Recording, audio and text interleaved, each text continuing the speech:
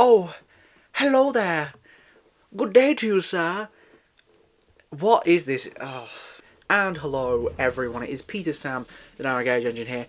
I got a face now. Great. I always had one, but you now know who I am. You could come and find my IP address right here.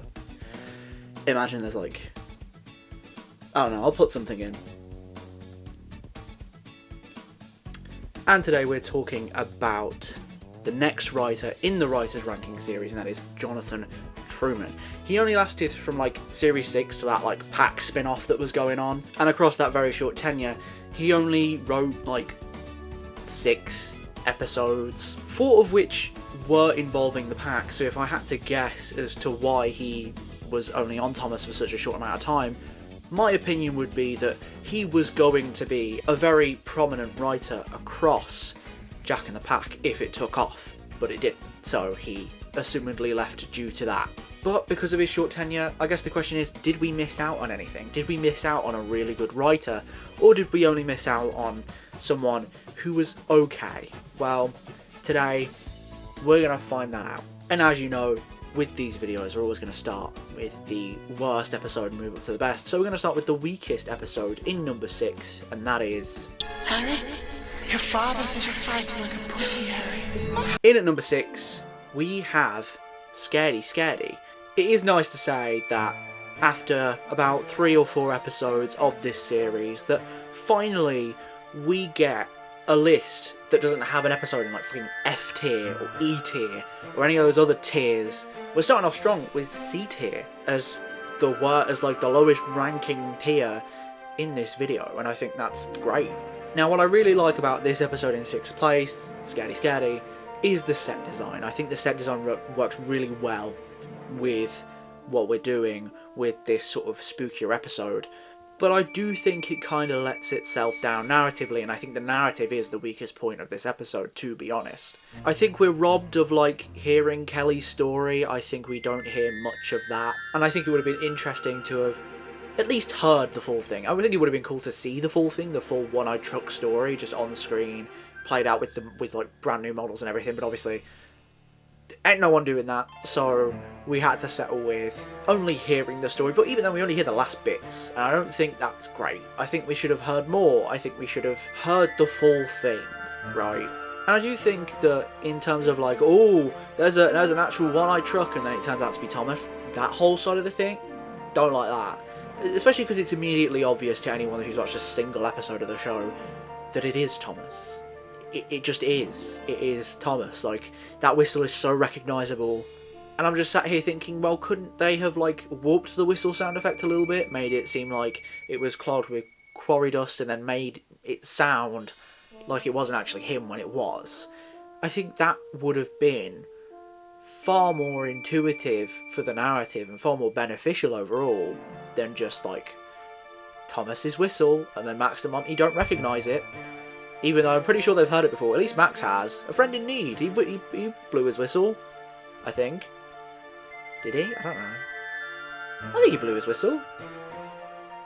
Yeah, in A Friend in Need, he blew his whistle. And Max was in the vicinity. So even then, come on. There's also this like bullshit bit where Percy and Alfie are compared by Trueman, with Percy being small and green and Alfie being small and green. And then I feel like that sort of misses the point of Alfie's entire character. And I know, yeah, there are intersections of Percy and Alfie's character, but can we not just like have these two individuals be individuals and not compare them? Like, I feel like there's already a clear comparison to be made between Percy and Alfie. I don't think it helps to bring it up in the narrative to make Alfie look like less of a character and just like Percy but an excavator. That's not helping really the show that you're trying to make, in my opinion. Of course, who would I be if I didn't mention the fact that, yes, there is that like bit at the start with Percy that was obviously added in by Hit, and because they were like, oh, we want Percy and Thomas in every single episode and we'll let you carry on. And I think if that was cut out, we probably would have gotten a bit more of the stuff that would have been more intriguing to the narrative, and I think would have served to benefit the episode a bit more. But yeah, generally, episode is just a bit basic, ain't it? Really, I just think it's a little bit shit. Yeah, it's just a bit shit, really, isn't it? I'm saying that, it's in C tier, so it can't be that shit, really. Save me, super guy! No. You're a dick! Harvey to the Rescue for me is one of those episodes where they do a good job of like getting the main points across, but then they hit these little fucking landmines along the way of just like shit. For instance, in this episode, Harvey is characterised very well in my opinion. I think his design's great, I think his characterisation's great, I think the story that they try to do with him, brilliant. But we hit these little road bumps along the way that make me find it impossible to put it higher. Like, for instance, the Edward moment. Everyone knows the Edward moment, where he's like, he doesn't even look like an engine, when it's like, that's the last thing Edward would say, in my opinion, and I think in a lot of other people's opinions, that's the last thing Edward would ever say. I think my favourite part of the episode is that clean-up montage that we go through, that very, like, dowdy, slow, but strong clean-up montage that just shows off what Harvey's all about, and it's just very easy to just enjoy and sit there and get immersed in that. Outside of that, not sure there's much, really. And I do think the moral's a little bit ham-fisted, I can't lie. It's not great, especially when Top Hat's going, you're different is what makes you special. I have a top hat. I have goiter. I'm never shopping at BHS again. Ooh. Shopping in BHS again! Otherwise, disgusting save! I can't believe all this! You've mugged me, girls! And I suppose the conclusion's nice, like it nice enough, but it feels just like a little bit too little too late from me, to be honest, from them. And this might be why, like, Harvey never really goes out of his way to interact with any of them again, because, yeah, you work on our souls, so... The inclusion of the railway board's good. The crash is decent, but yeah, if you're going to have Percy not even know the word demonstration, if you're going to have, like, Edward being a hateful bastard, then I can't really back you, can I? Let's be fair. Misty Allen Rescue, here we go. The Fogman's fun. I like the Fogman. Who doesn't like the Fogman, right? Fogman's great. There's a DVD named after the Fogman, which I still don't own. And whoever does, I'm going to find you. I think my main gripe and my main opinion in general on this episode is he does Sir Topham Hatt so dirty with his characterisation. This is possibly the worst characterisation of Sir Topham Hatt I've ever seen, and that's just down to the fact that the foghorn stuff, what's that about?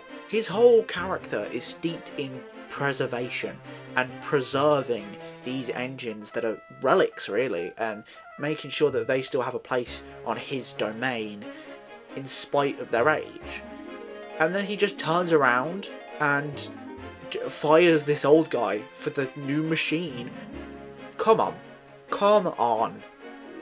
No. And whilst I appreciate that the moral is very obviously tied in to the themes of the show, and that there was that thought taken into consideration with it, it has to, like, cut off its nose to spite its face almost, where it's just simply turning around and going, this character has to be mischaracterised for them to re-characterise him again. And I suppose there is a way that it could work with, like, a timeline, where, like, if you put the Fogman right at the start of the timeline, then it could work and feed in, but there's no, like, official timeline, is there? So I don't know. Other things that I just appreciate about this episode, I like Cyril. I like his whole part of the line and just his sort of part of the world of Sodor, really. Why is the rock slide looking like it's partially like a green screen effect? Does anyone else think that? I think it looks like a green screen effect. I don't know if anyone else does, but I definitely think that there's like some sort of green screening going on in there. Thomas saying Cyril's been scrapped, like, really darkly, and just going, he's going to die. Death. I'm gonna molest you! That's a bit much. That's a bit, like, don't know about that one. But I think the main thing I appreciate about this episode is the fact that it goes hand in hand with the colour palette that this season brings forward. Season 6 is known for very grey, sort of almost bleak, desaturated looking visuals, and to pair it with something like The Fogman, which is a very grey episode that looks, it's very foggy and murky. It works really well, and I think that it benefits it almost, whereas it kind of hinders other season 6 episodes and makes them look a bit boring. It actually goes out of its way to help this episode and benefit it. So I think, season 6 visuals in general, they're just, it's not for everyone, but I think out of every episode this season, the visual, the grading of it works well with The Fogman. Build the Bobder. He's not built yet. Build the Bobder. How do we do it? We're halfway through the list, and we're now covering Jack Jumps In.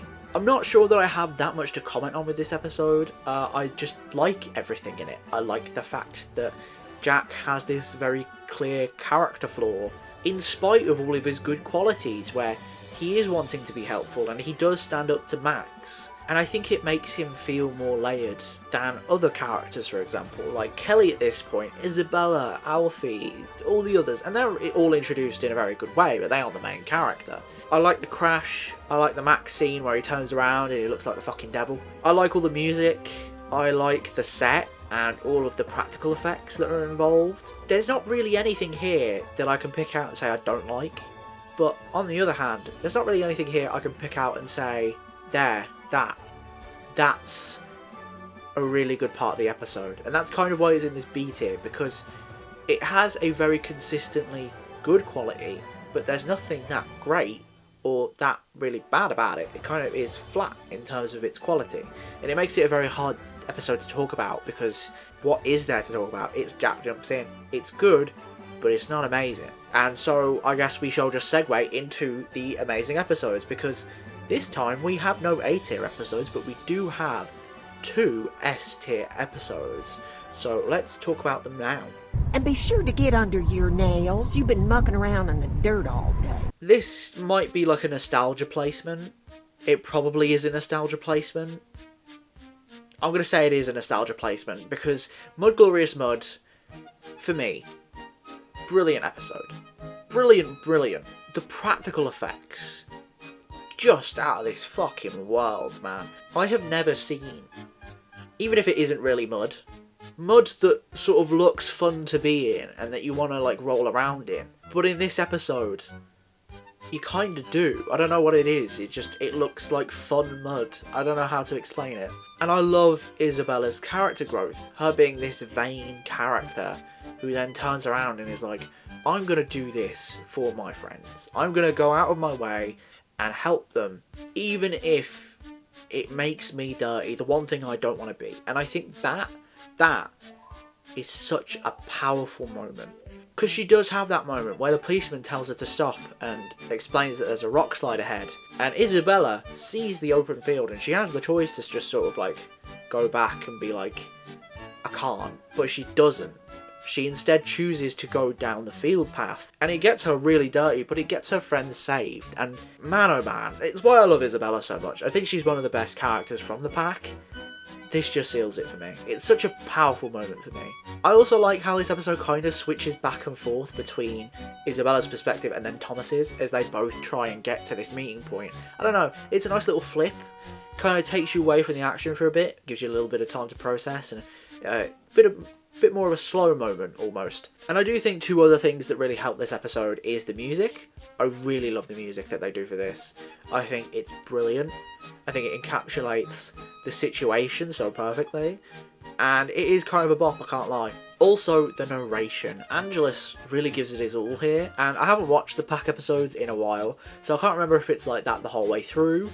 But he definitely does provide some stellar narration here. He does really well with it. And again, I haven't seen the US one, so I don't know if Brandon does as good of a job, but Angelus definitely does. The one thing I will say, and the one thing I will critique with this episode, and the reason why it's not number 1, is down to the fact that I do find it weird that all of the diesel-powered vehicles just all stop at the same time. It seems strange to me that they would. Like, you'd think that they'd all take fuel at different times, just because of, like, depending on how much they've been needed.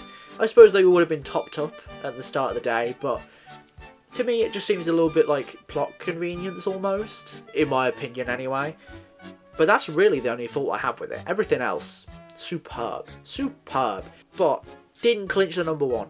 And that's because number one is...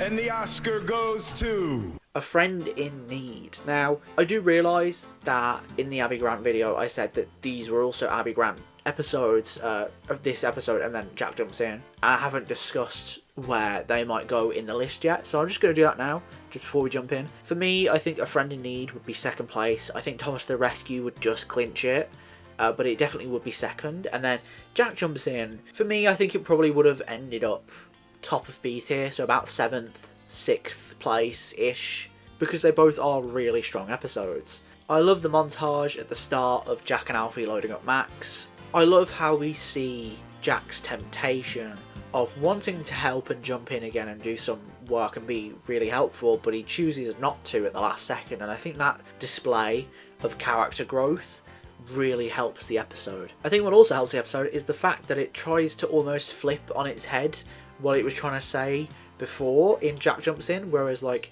Jack Jumps In was a very clear, don't jump in where you don't belong. A Friend in Need kind of switches that up and is like, you can jump in when it's needed, and it kind of clarifies almost what it means to jump in when you do belong, and it almost kind of like backs up the prior moral and gives it new meaning, and I find that really valuable and really interesting for an episode. I mean, who would I be if I didn't talk about the crash, or well, the bridge collapse I suppose. Watching Jack hold on to that bridge for dear life, watching his arms bend the other way, and him still hold on, refusing to move, such a powerful moment, such a great moment, one of the best Series 6 moments in my opinion, and it is a brilliant hint of what was to come for Jack in the Pack. These big sets and these big like collapses and explosions and just loads of demolition and construction shit. Ned, the goat, poor bastard, he just gets ripped to shit this episode, and the music that plays, the little I can't do it. Why am I trying to do it? I don't know. What am I doing? Anyway, that musical score that switches when we get to Thomas's perspective, so good. So good. Everything about this episode is of a very high quality, and it is definitely one of the best episodes we've seen in this series so far. Definitely up there with Thomas to the Rescue in my opinion. And so with that, we have another writer's ranking video down. We've got episode 4 done, episode 5 is going to come soon. I think Jonathan Trueman, definitely one of the strongest writers we've seen so far, and I think despite him having very few moments with the show, he definitely had some standout ones. So when we get to the end of the writers ranking series, and I rank all of the writers that have had an episode to themselves, I think he's going to do extremely well. Very, very well. He has this individual style. It's very lightly comedic, and it's crafted in a way that almost makes these characters feel really believable and likeable, which is very much important. And I think every single one of the episodes we've covered here today really shows that well. And I do think that almost makes him one of my favourite writers so far that we've seen from Thomas, and just in general really. My estimations in him have definitely shot up a lot. But what do you think? Let me know in the comments below. Also, do we want more of these videos, or no?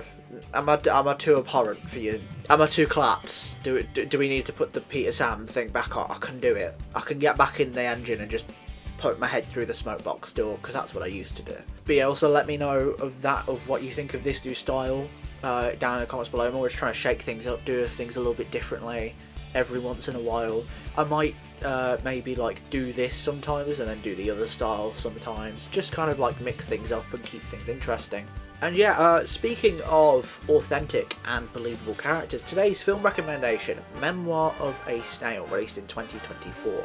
Rather new release. The story tells the life of Grace Puddle as she navigates just some of the most horrific shit that life could throw at you. It's very real, it's very raw, but it's done in a way that's very creative with this like stop motion animation, and the blend of that really helps it just like be such a good film. There's some real big hardships, but there's some real great Aussie humour in there. It's a very nice blend of just life. It's how I describe the film, to be honest. It is just life. It'll make you laugh, it'll make you cry, but it's worth it. It's so worth it. Anyway, I suppose that does it for today. I've been Peter Sam, you've been you, and I'm off to Pinky's Pity Pit to get the potatoes.